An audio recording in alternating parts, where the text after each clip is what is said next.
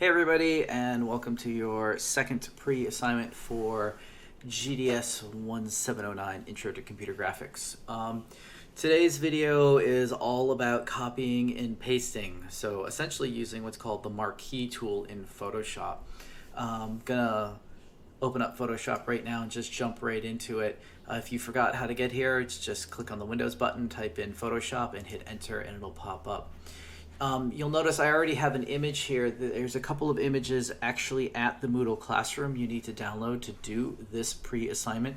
There's one of the street, which is what we see here, and there's one of a jogger. And quite simply, what we're going to do is put the jogger running on the street, and it's going to end up looking something like this. I don't know if you can see. I'm going to zoom in. Control plus lets me zoom in. I'm holding the space bar down so I can get the little hand to pan over.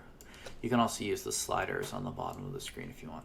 But you can see I've got the jogger from the jogger picture and the street from the street picture, and I've merged them together into here. So I'm going to show you kind of not the best way to copy and paste, but you definitely do need to know how to use the Marquis tool in order to make future assignments much easier for you. I'm sure some of you know the quicker way with masking or auto select.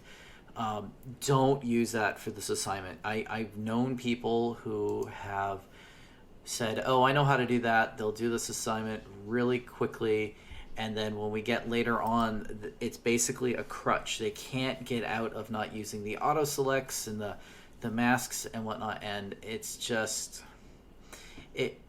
they're tearing their hair out, and they don't know why they're not getting a good grade, and it's that there's halos everywhere. They don't know how to fix them, things like that. So just do this assignment this way, trust me on it, and I'm going to show you masking next time, and then later on in the semester I'll show you the auto selects, but we're going to take it one step at a time. So just some quick things. Again, Control plus zooms in, Control minus zooms out.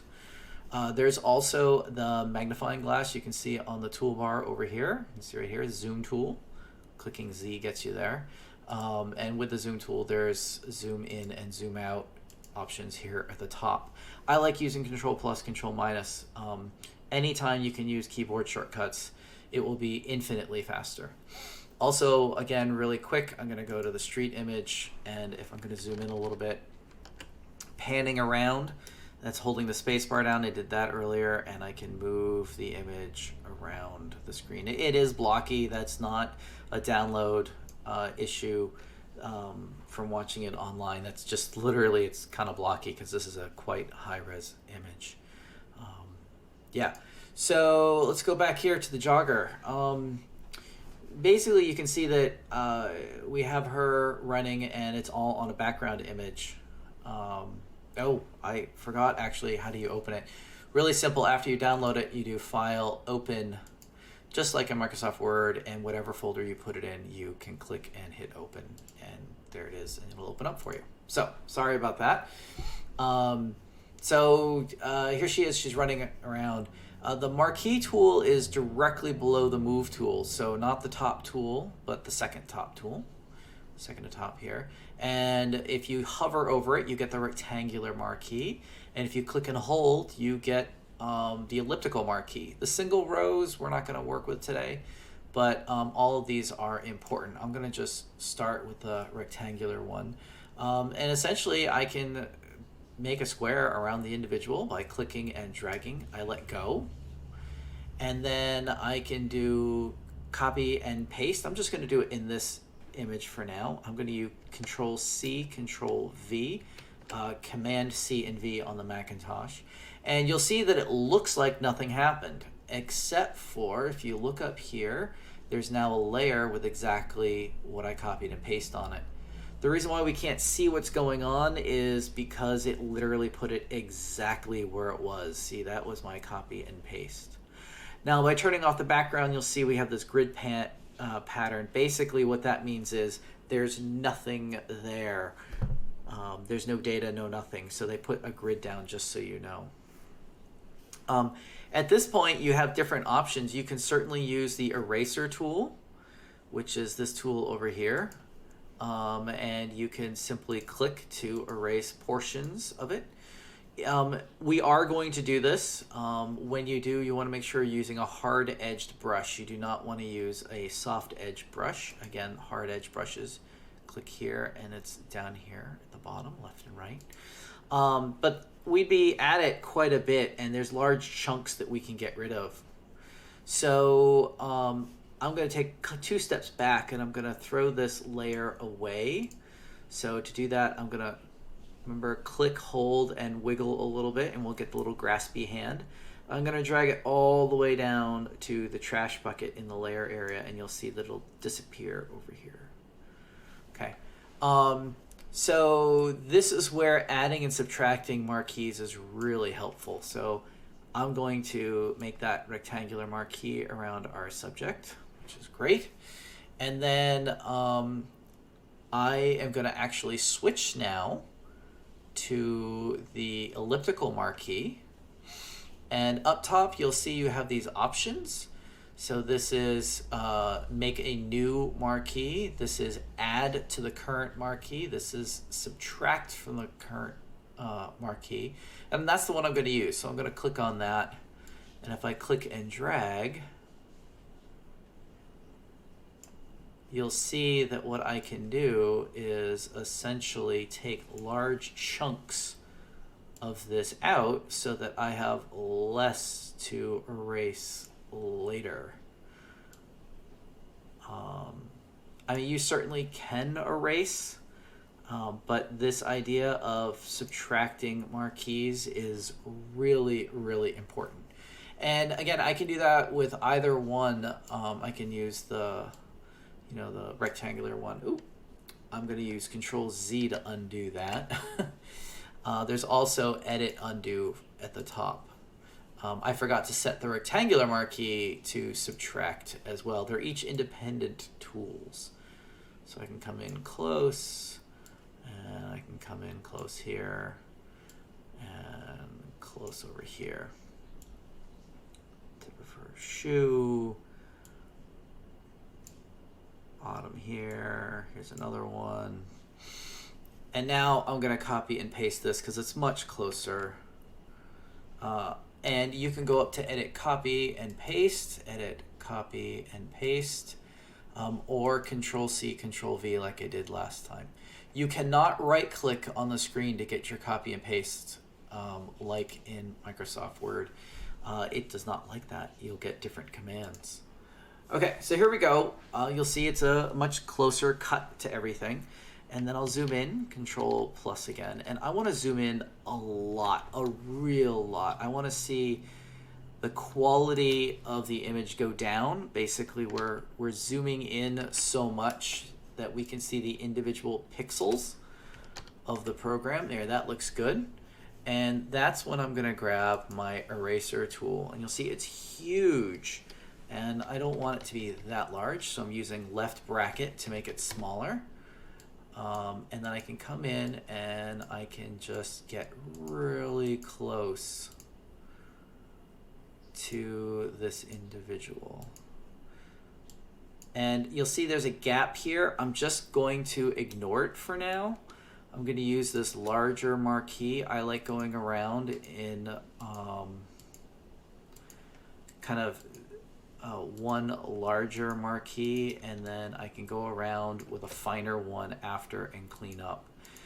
You're gonna be going through many files doing this. Working with Photoshop and Illustrator and all of these graphic programs, I can't say that there's anything difficult about doing it, but there is a certain amount of patience you need to have. It can be time consuming. So you just kind of have to go with it. So as you can see, I'm going to go around this whole area.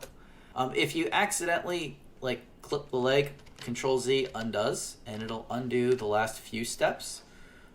So just keep that in mind, that once you've deleted, it's not completely gone. I'm going to clean up this little area, so I'm going to just get a smaller marquee here, and pop in there, and even smaller to get inside. Again, I'm just using left bracket to do that. Here you go, and that's how you get in tight in there. Just making sure you're getting rid of the very close edge. There we go. So one more trick before I jump ahead. I keep forgetting here. Another good trick is I'm just going to add a kind of a empty layer in here. Let's see, I'm going to rename this jogger. And this one I'm just going to call, I don't know, green.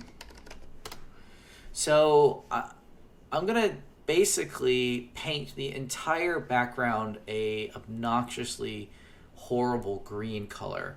And the reason for that is because I want to see if I made any mistakes. And green is not in the image. So let's see what's pretty obnoxiously color green. There we go. That's a pretty good bright lime green. And I just selected the green, and then I'm going to go to the paint bucket tool, which is hidden underneath the gradient tool. So I'm going to click and hold, and I'm going to switch over to the green, the bucket, and then I'm just going to click. And so now that I've added that green, you can see that I can actually get closer here. I'm going to zoom in around her waistline. You can see where I made some mistakes, and you can see these residual pixels hanging out there. So this is a really, really good trick to just kind of get in there. Oh, I was erasing on the green layer. Pop over to the jogger layer. And here we go. And now I know I can get a little bit closer. You don't have to get rid of 100% of the background, but you want to get rid of as much as you can and feel comfortable with. So yeah, that looks much better than before. And I'll just tweak this corner here by her shoulder. There. And there's one pixel. Here we go. So now if we look at it, you can see there's no halo, no leftover background floating there by her waist. And so that green layer really helps. Once you clean up this whole edge, you actually can just toss that green layer out or just turn it off. I like to just turn it off in case I have to go back. So yeah, now actually I'm going to jump ahead in the video because you don't need to see me doing all this cutting out with the eraser tool. Okay, so here we go. Basically, I've taken out the background from this image. I have the jogger on her own layer. You can see up here.